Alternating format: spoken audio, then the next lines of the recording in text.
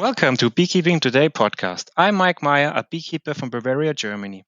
Greetings from the snowy Alps. Enjoy the show. Welcome to Beekeeping Today podcast presented by Better Bee, your source for beekeeping news, information, and entertainment. I'm Jeff Ott. And I'm Becky Masterman. Today's episode is brought to you by the bee nutrition superheroes at Global Patties. Family operated and buzzing with passion, Global Patties crafts protein-packed patties that'll turn your hives into powerhouse production. Picture this: strong colonies, booming brood, and honey flowing like a sweet river. It's super protein for your bees, and they love it. Check out their buffet of patties, tailor-made for your bees in your specific area. Head over to www.globalpatties.com and give your bees the nutrition they deserve. Hey, a quick shout out to all of our sponsors whose support allows us to bring you this podcast each week without resorting to a fee-based subscription. We don't want that, and we know you don't either. Be sure to check out all of our content on the website. There, you can read up on all of our guests, read our blog on the various aspects and observations about beekeeping, search for, download, and listen to over 250 past episodes, read episode transcripts, leave comments and feedback on each episode, and check on podcast specials from our sponsors. You can find it all at www.beekeepingtodaypodcast.com. Hey, thanks a lot, Mike. We have listeners all around the world, Becky. Mike's from Germany. That is fantastic. Well, we've had quite a few listeners call in, leave messages for us from all around the world. It is exciting, and Germany is such a fantastic place for honeybees and beekeeping. You just have to walk through the city streets of any of the towns and you'll find something bee-related. So I'm so happy that he left us that great opening. We'll have to get him in touch with Kirsten. Oh, there you go. There you go. We've got friends all over the place. That's a good feeling. We have a great show lined up for you today. Becky, have you ever been out in the almond orchards when they're all in bloom? I have not been in the almond orchards. It's actually on my wish list of things that I do sometime. I think it would be just wonderful to see. The photos are wonderful. The activity, the bees, it would be really good to see.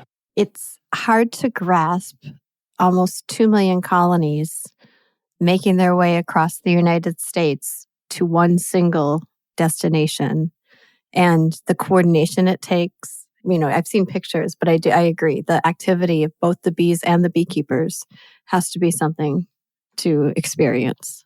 Today's guest is Omer Davidi, who is the CEO and co-founder of BeeHero, and they provide services for beekeepers and growers out in the almond in any orchards. But specifically right now, we're talking about the almond orchards.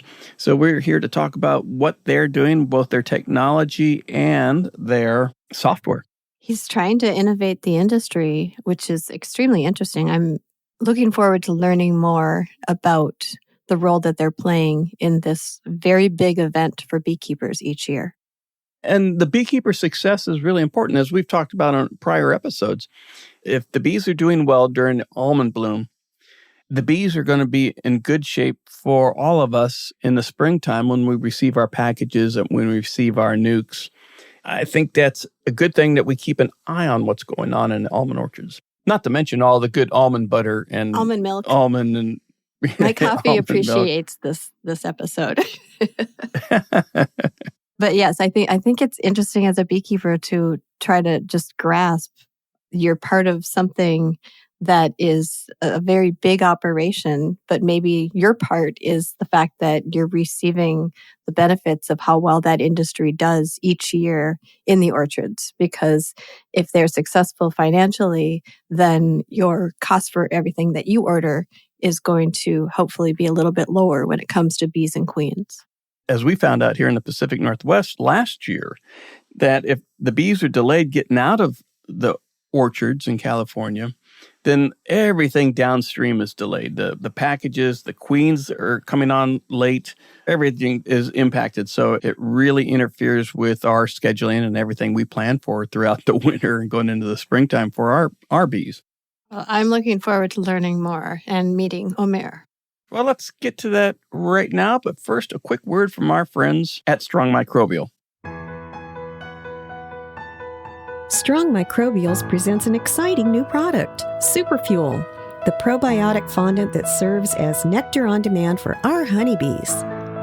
Superfuel is powered by 3 remarkable bacteria known as bacilli, supporting bees in breaking down complex substances for easy digestion and nutrient absorption.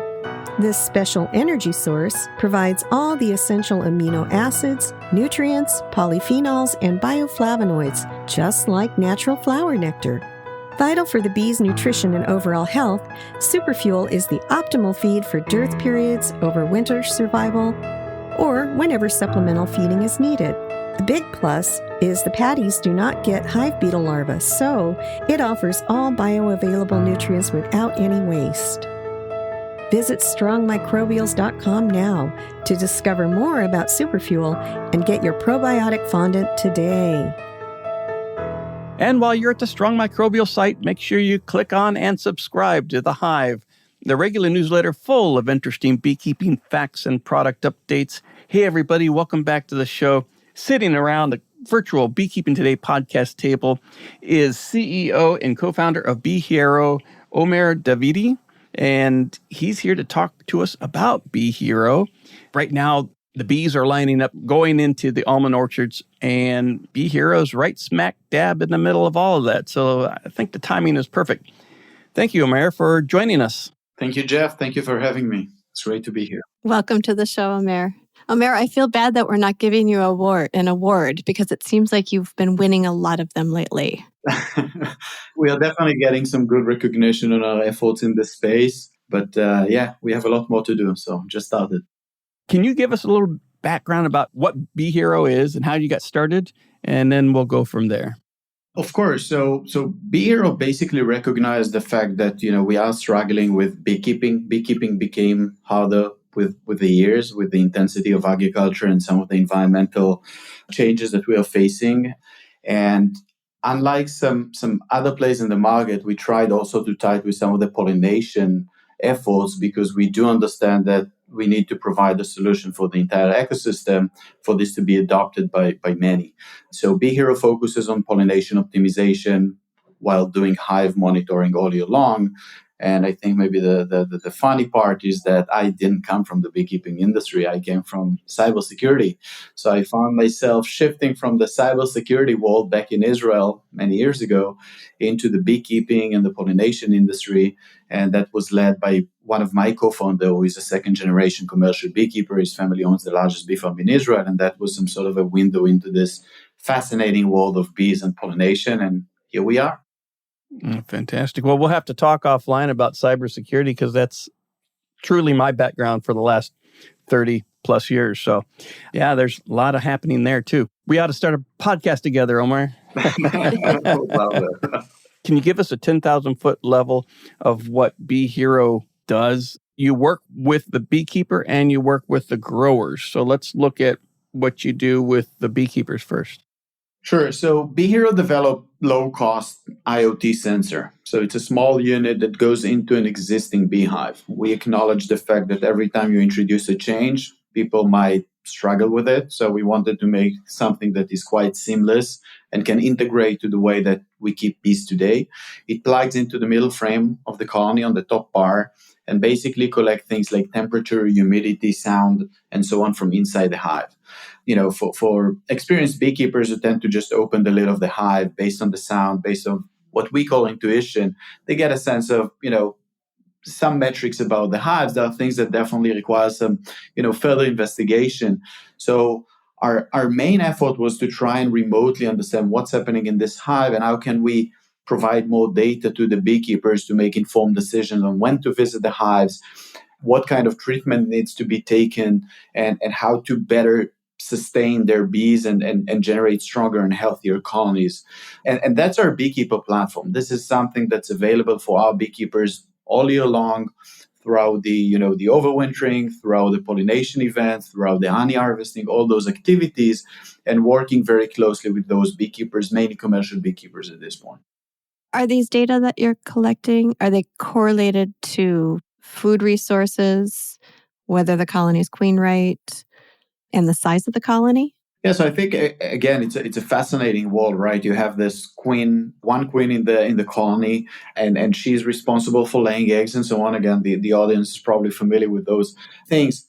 When something is wrong, the hive reacts to it.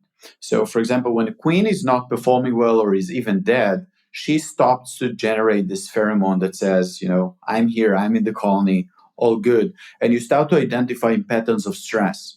What we found out over the last few years is those patterns correlates to certain events within the hive. So we can talk about queen failure, which is one of the things that we can early detect. We can talk about, the development of the colony. The colony is trying to regulate the temperature to maintain the development of the brood. The more brood you have, the more energy they will invest in order to regulate the temperature within the hive. So it's, again, we talk about, artificial intelligence and machine learning and all those sophisticated terms, but eventually it's a simple biological behavior that's translated to different types of data points. So understanding how many bee frames you have in a colony, how many brood frames, whether the hive is about to swarm, all those things are some of the areas that we're investigating, researching, and then providing access to our beekeepers. You say you have a sensor that goes in the center frame. How is that information collected by the beekeeper? We have basically two units. The first one is the in-hive unit. So that's what we just discussed. That's the unit that plugs into the middle frame of the colony. And then we have the gateway unit, which sits in the yard. So talking about, the commercial domain, you have a gateway on every pallet, but you can, in a hobbyist environment, you can have a different structure. Sometimes it doesn't even sit on pallets.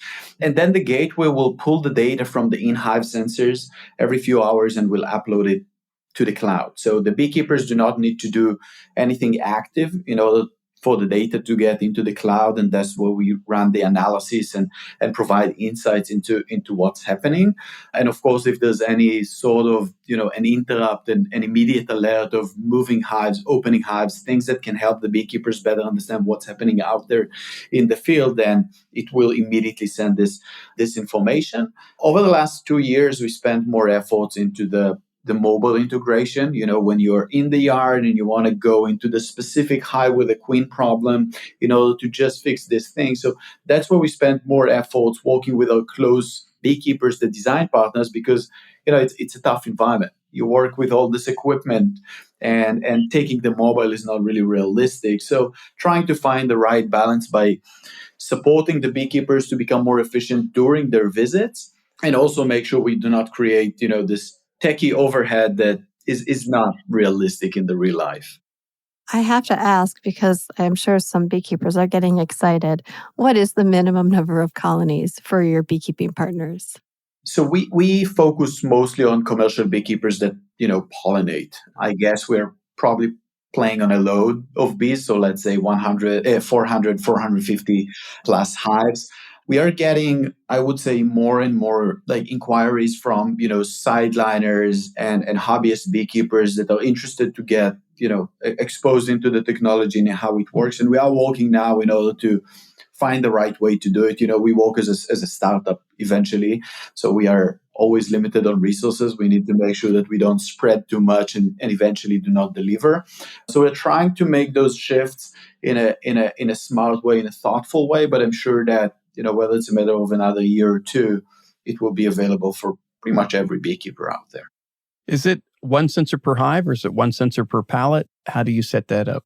At the moment, it's one sensor per hive. But when we first started, I talked about the resources and so on. We said, okay, what's the minimum number of hives that you need to monitor in order to get a good understanding? And for some of the problems that, we talk about lack of food, if the bees do not have any forage surrounding the hives, monitoring one hive a pallet could be enough. If you want to get understanding of exposure to chemicals or even stealing hives and stuff like that, one hive might be enough. What we have learned is that as you're trying to also optimize the process of pollination and get precise indications about queen failure, for example, one hive per pallet would not be sufficient. And now it's a question of unit economics. How much does it cost to equip those hives with units, and whether saving the hive will show you an immediate ROI. So we have moved to just deploying in all the hives.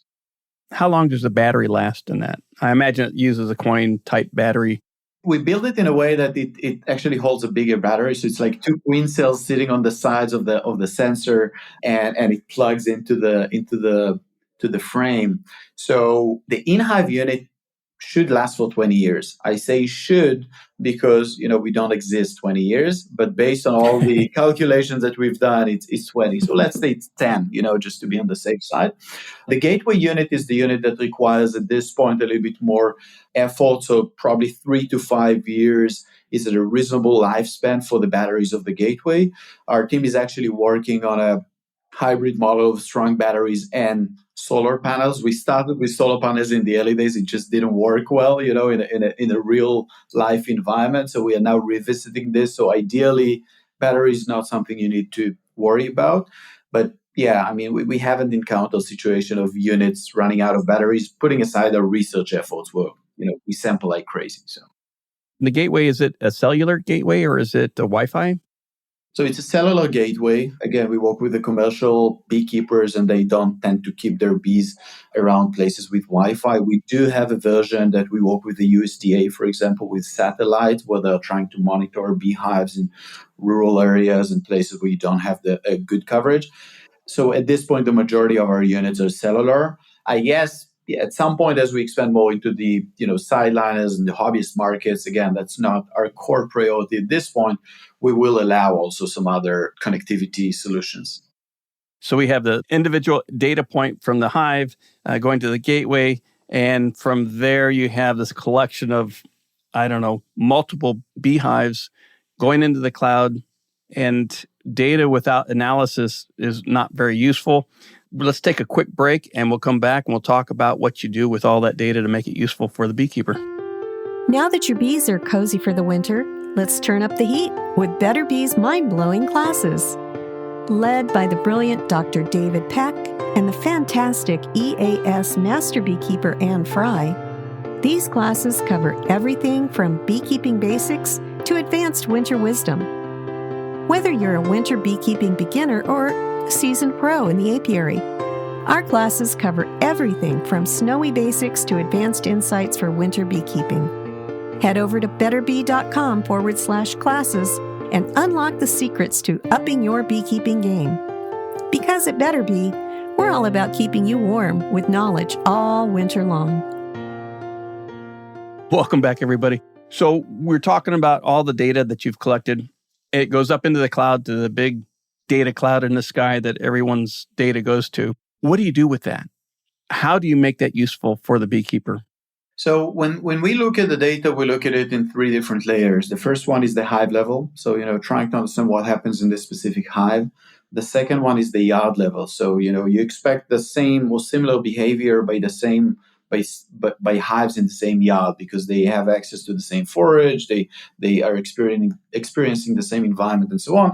And then you have the full data set. So as you mentioned, this cloud that we talk about, we've been building this for the last 6+ years. So it's by far the largest data set of bees and pollination out there. And when we look at a certain situation, we can also look in our network into other hives that show the similar behavior and learn from what we've seen there in order to indicate what's happening. So our annual effort is basically to provide beekeepers access to data as if they were visiting the yards. Again, you won't be able to replace the experience of a beekeeper, but even if you take them 80% closer to like being in the yard, getting indications of what's happening, that's very strong for them to make informed decisions on when to visit the yards, what kind of things to bring with them. Do I bring queen cells or do I send, sugar syrup? And those kind of things that can be already determined before visiting the yard, and helping a lot with reducing the operational cost, labor cost, and eventually generating stronger and healthier hives that make more money, from pollination and also producing honey. The second layer is, of course, everything related to pollination. And I think what we understood is that we cannot put all the overhead costs on the beekeeper and expect to scale very fast. We need to find another player in this ecosystem that we can provide value so the adoption will be faster. So a big portion of our efforts with the data is to understand pollination, to understand how to take those specific hives and deploy them in this specific field to ensure the process of pollination is done well, so everyone basically wins. I'm going to do a non-tech question for the other half of the audience, you two nerds. So my question is, the data that you are collecting, you're getting temperature data. Are you able to determine there's one behavior that the bees will do? It's been researched in a limited way, but basically it's called a fever, where they'll raise the temperature of the hive, and scientists believe that that's going to combat pathogens. Are you able to collect that sensitive of data, and then on the big scale that you're looking at with the number of colonies you are managing or monitoring? I think it's fascinating, right? You see a lot of those amazing behavior of bees to address different things. And we have also scientific collaborations with a lot of universities and so on that are using our technology in order to make their own research and ideally provide them more visibility to things they couldn't see before. We do recognize this event of overheating. One of the things that we provide is indication about overheating. And overheating is interesting because it's a very fine line between addressing pathogens or different threats on the colony and affecting the brood. So when we see, for example, a hive that is exposed to chemicals, you'll see that they're experiencing this overheating event. It's like confuses them in a way in terms of regulating the temperature.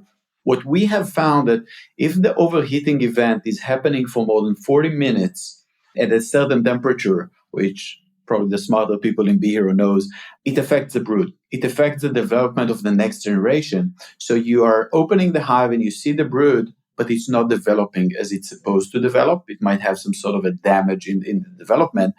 So in 2 or 3 weeks, once the majority of the colony will be based on this brood that was developed in non-good conditions, the colony might fail to operate. I think on the pathogens and some other things, we can do a lot more research in order to understand what's happening. But the activity that you mentioned is definitely something that we see in the data, in the raw data. And I'm just going to do a quick follow-up, and then you guys can talk about sensors and data and transmission and text. You mentioned alerting. Are you able to communicate like emergency alerts? For example, if the colonies start moving and they're not supposed to a different location, are you able to let the beekeepers know that something's going on, or if there's an overheating event that might be prolonged?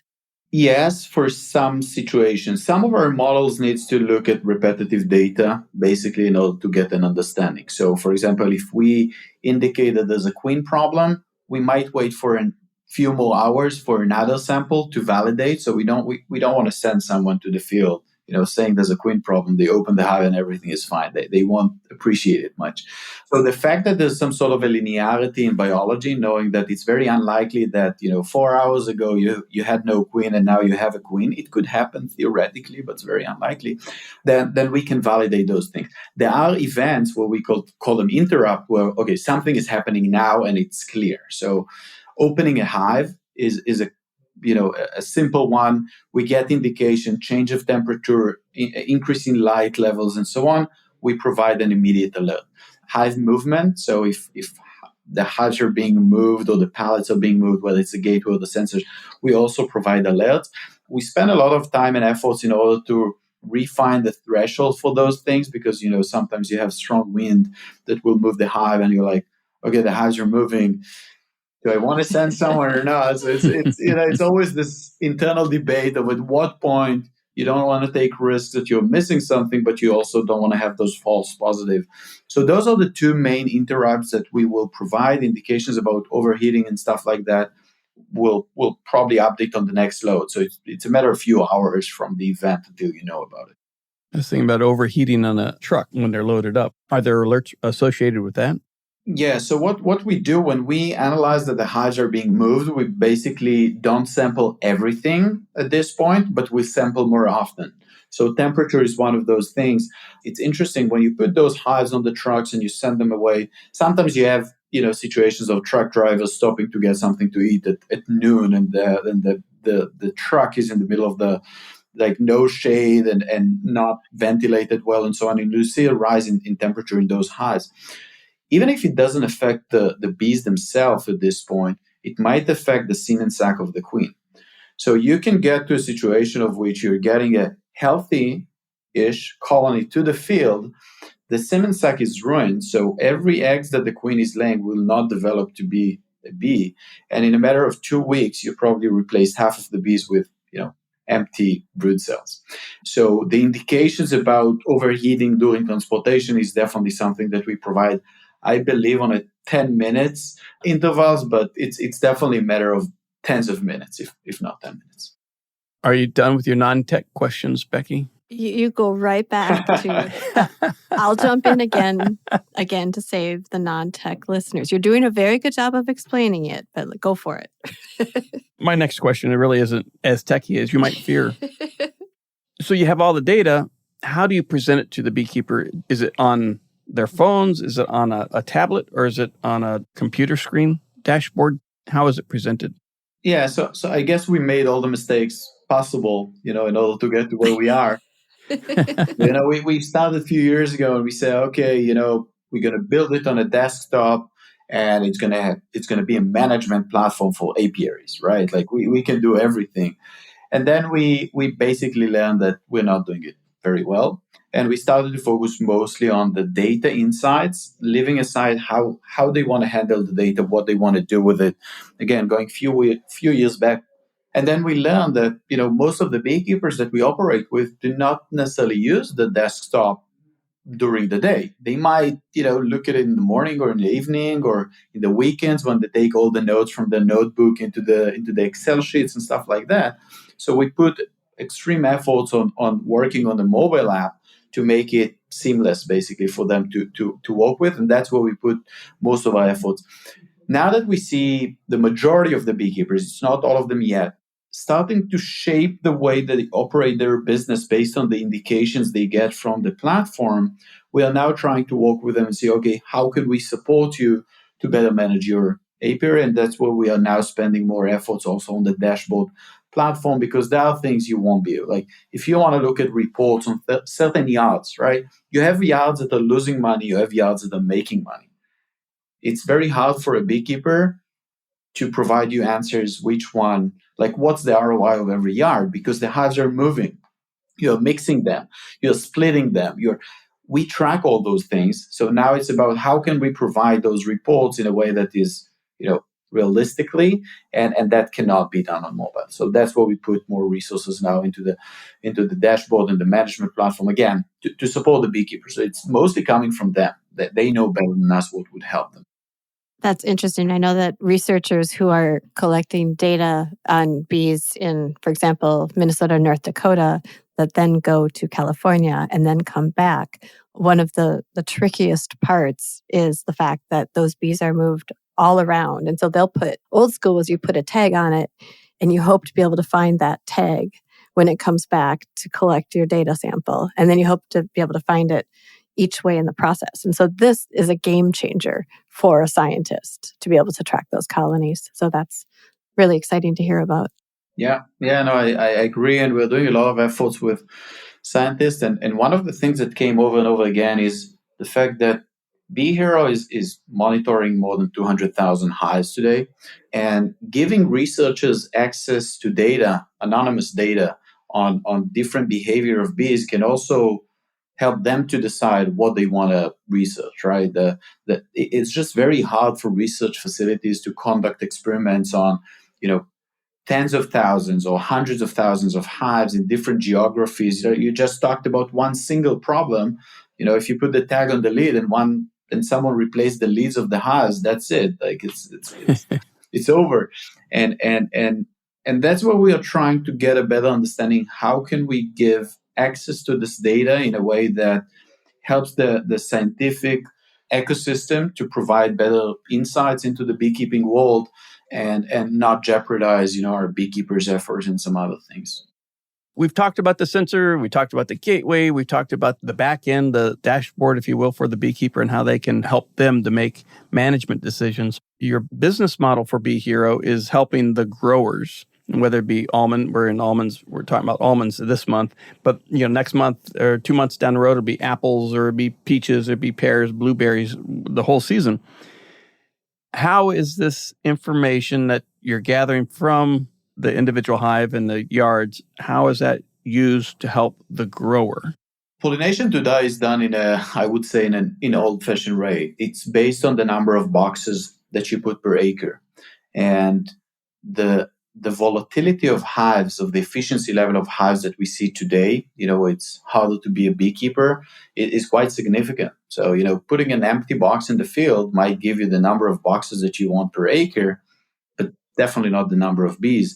And in a way, I think the market was built to fail, because what happens, because farmers do not necessarily have a good understanding of the hives and what's happening inside, is that good beekeepers that spend extreme efforts to introduce the strongest and the most efficient hives to the field might be compensated the same as beekeepers introducing weak hives into the field. And I'm not thinking anyone is doing it on purpose, but practically good beekeepers are not getting the right compensation for their efforts. And that's where we try to basically break the equation and say, okay, it's not about boxes. It's about the actual pollination force that you have in the field. If you want to take it 5 years down the road, it's about the quality of pollination that you get. That's what you care about. And if you can tie the incentives in a way that the good beekeepers introducing strong hives makes more money, supporting pollination in a better way, then basically everyone wins. And we also provide the tools to support the beekeepers that are not doing as good to be better. So they can make more money, they can monetize their assets, their hives in a better way. And today, maybe it's unfortunate, but today the pollination industry is pretty much keeping some of the beekeepers with their heads above the water, right? The price of honey is dropping as we are getting more and more fake honey mixed into the real honey, and pollination is important for the future of beekeeping. And that's where we're trying to create this win-win-win model where farmers can get more assurance into the process of pollination, which is a critical component in food production that is today not really managed in a precise way. Beekeepers will get better compensation for quality, and BeeHero can benefit in this business model that we've built. And it's a lot of crops, as you mentioned. Almonds, we are today the largest pollination provider in the US and in Australia, expanding to apples, cherries, all the stone fruits basically, and berries later on, and some of the row crops join the party as well. Whether they depend on bees or whether they benefit a lot from bees, that's good news for beekeepers. Omer, you talked about the fact that there are scientists on the bee side who are using these data and able to ask questions.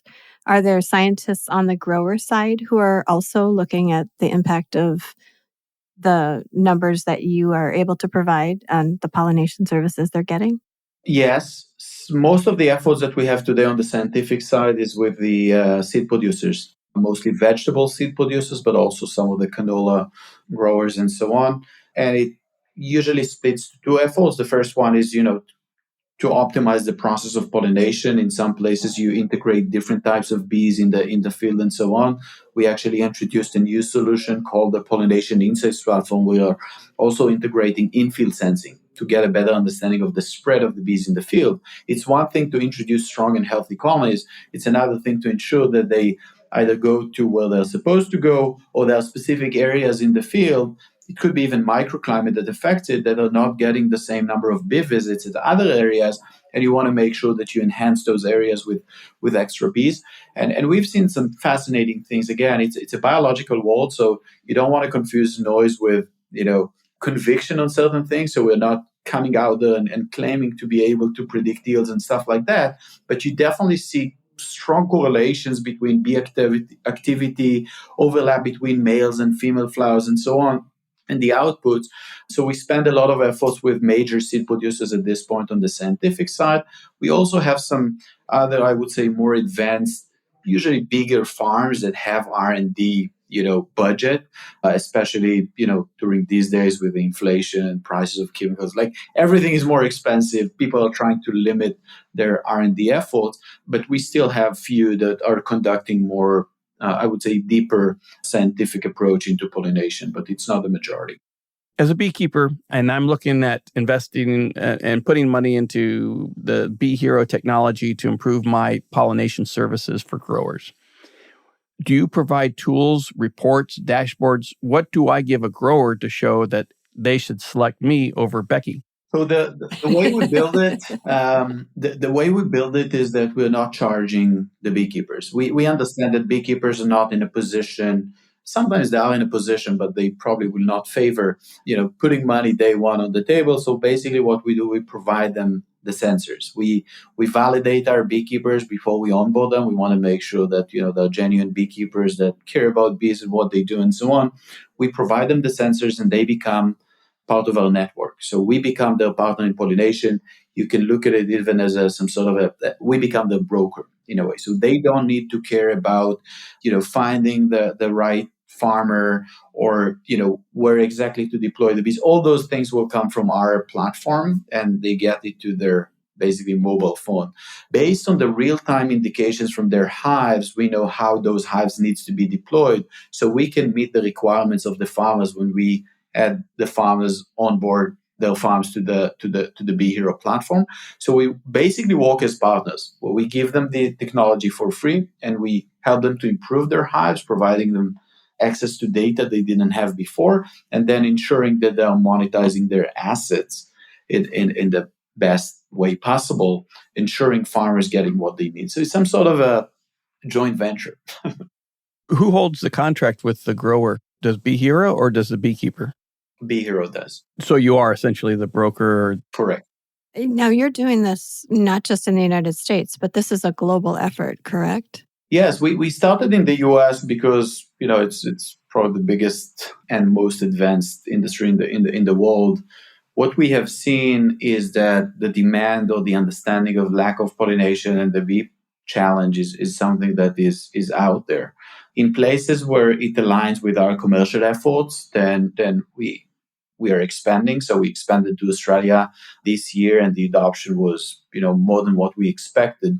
In some places, it's trickier. We have a region in France who reached out to BeeHero. They faced more than 80% mortality rates this year, and they're trying to understand how can they leverage BeeHero technology. That's where we need to be more creative and better understand how can we support them in a way that, again, does not defocus us. So we support the beekeeping community in those regions, but doing it in a thoughtful way, so we exist in a way. There's a lot of activity in South America with avocado and huge berry booming market that keen to get access to precision pollination.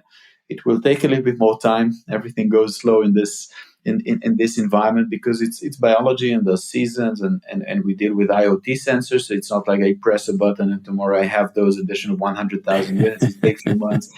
So there are a lot of drivers in this expansion efforts, but yeah, it's there's a lot more work to do. That's a big undertaking you have on your shoulders there. Yes, it's interesting. We talked about the cybersecurity world and companies I found in the past, and one of the things that I kept hearing in this industry, going to investors, talking to them about bees, like the audience here knows bees.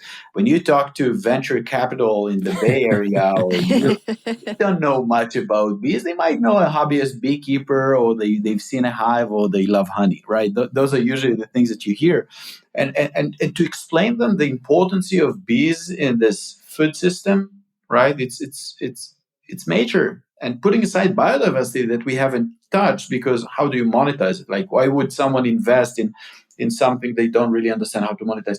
At some point, BeeHero will also address those things. Once we become stronger and bigger, we will be able to support with our technology some of the biodiversity efforts and so on. So that was a major thing. And what we kept hearing is, you won't be able to scale very fast in this industry. It will take you years, and you'll run out of cash and so on. So maybe that's why I'm still, mentioning that we're trying to be very focused. We want to make sure that we do not defocus. But I do think that BeeHero is definitely an outlier in terms of the expansion. We moved from, 0 hives on the commercial side, let's say 4 or 5 years ago, to maybe close to 300,000 hives that we will have in 2024. So the scale was huge. Very, frightening in a way, as you mentioned. There's a lot on the line here, but yeah, we're trying to be out there in the field, work with the beekeepers, adjust the priorities based on what they need. Because if the beekeepers do better, pollination is done better, farmers do better. That it's everyone wins. What do you see as your challenges in the coming years, besides keeping up with the supply chain of the technology chips? I think it's mostly about the team, bringing the right people to make sure that we maintain the culture of BeeHero, that we are that we care about what we do. There are many ways to make money out there. I came from the cybersecurity world. There's a lot more money in the cybersecurity world in the beekeeping industry, but we want to do something that will make a significant impact. And the impact will not be in certain geography or a certain crop. It needs to be wide. It needs to support the efforts of the global food production. So I think my main challenge is making sure that we keep bringing the right talents to BeeHero, people that are aligned on this vision of where we go with the company, and make sure that they take ownership and deliver. Yeah, it's all about the people. It's all about the people and the bees. And the bees. Yeah, I'll take this. Well, we covered a lot of ground. Is there anything we haven't discussed that you would like to bring to our listeners' attention? I think it's extremely important that we bring this out there. Most people, when they eat apples, they don't know that the bee visited this flower, and they don't necessarily tie it with the bee problem and so on. I think it's about educating the non-beekeepers or the non-farmers in the globe. And I think once we all recognize the importance of bees, then whether we get more government support for beekeepers or whether we are getting different initiatives to support those efforts, it's extremely important. We see that the average age of commercial beekeeper is above 70 in the US. If we don't make this business profitable and exciting, and I would say even techy, because I think that's part of the things that some of the next generation is looking for, we'll find ourselves with no beekeepers in 10, 15, 20 years. And that's going to be a big, big mess. You said it earlier that beekeeping hasn't seen significant innovation, and we've been doing things the same way for a very long time. So it is exciting to hear you bringing technology as a tool for beekeepers to innovate and to hopefully increase the health of their hives and the return on income. I fully agree with you. And again, I'm coming from the tech side. And I think sometimes on the tech side, we're trying to introduce solutions that the industry might not be ready for. Like we think tech will fix the world. I think the fact that we had Itai, my co-founder, commercial beekeeper from day one, and was there to push back on every crazy idea we had of, why are you doing things like that and so on. I think that was a core component of developing a solution that can integrate to the way that we do things. Technology will not replace all of us. And there's places where the joint efforts of the tech with the expertise is to win. And that's part of what we see. That's part of what we believe in, part of our North Star and where we're aiming to go. So I couldn't agree more. Omer, appreciate you being here. Look forward to hearing about what you're doing next year. And if you come back, we'd love to hear from you. Good luck in the almonds this year, Omer. Thank you so much. I would love to be back. Becky, this was my kind of episode. It's all about technology. I will say, and I will compliment you, you walked us through that very, very well, because it was very clear that you were right there and excited to learn everything you could about the gateway and the sensor. And I didn't ask him, how it was hosted, whether it was on Amazon Cloud or Google Cloud or something. I didn't get into the bits and bytes. I just was. I could tell. Not really. But what I was really interested in, though, is in any of these technologies, whether it be from the consumer sensor or to the big boy sensors that the BeeHero has, technology for technology's sake is interesting, but it's not practical. What does it do for me? And that's what I was trying to understand from a beekeeper standpoint. And if BeeHero is, we didn't talk about contract pricing or anything else, but you have to figure, since he's not charging a beekeeper for this, he's taking a cut of the share of the contract for the pollination. What's the value in return for both the beekeeper and the grower, for that broker, for that middleman service he's providing? And so I just wanted to try to understand it from a beekeeper standpoint. And it's interesting because if his services are actually growing in the United States, it means that the beekeepers are seeing that value. But it's a good discussion, and it would be interesting to talk to a beekeeper who is part of his group and using his services, just so that they could give us a direct report of what they've seen as far as changes in their operations. And I don't know about you, but I wanted to hear more about those emergency alerts, and then going and checking out to see, really, it's queenless? Okay, I've got to put a queen cell in here. That's such an interesting ability. We're trying to write a manual right now to teach a beekeeper how to tell if their colony is queenless. I wonder if we're going to update it in 10 years and say, if the sensor tells you that you don't have a queen in the colony. If Chat GPT tells you that. That's an interesting point. I thought the same thing with the sensor, especially with transporting a truckload of bees. And what if you get an alert from a colony in the middle of all of that? What do you do? I mean, what do you do? Yikes. Do you have any sensors in your hives?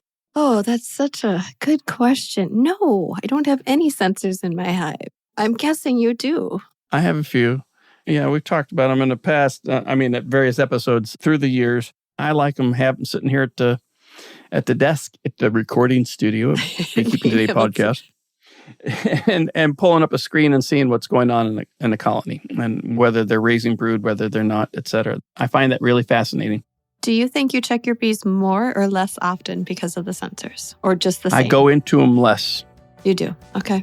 And that could be really good for your bees as far as honey production and I guess. Queen health. I don't know. I'm still trying to figure that one out. Well, I'm not going to get a sensor because I want to go into my bees every chance that I can. And so I don't want a sensor to take that away from me. And that about wraps it up for this episode. Before we go, I want to encourage our listeners to follow us and rate us 5 stars on Apple Podcasts, wherever you download and stream the show. Even better, write a review and let other beekeepers looking for a new podcast know what you like. You can get there directly from our website by clicking on the reviews along the top of any web page. We want to thank our regular episode sponsors, Better Bee, Global Patties, Strong Microbials, and Northern Bee Books for their generous support. Finally, and most importantly, we want to thank you, the Beekeeping Today podcast listener, for joining us on this show. Feel free to leave us questions and comments at the Leave a Comment section under each episode on the website. We'd love to hear from you. Thanks a lot, everybody.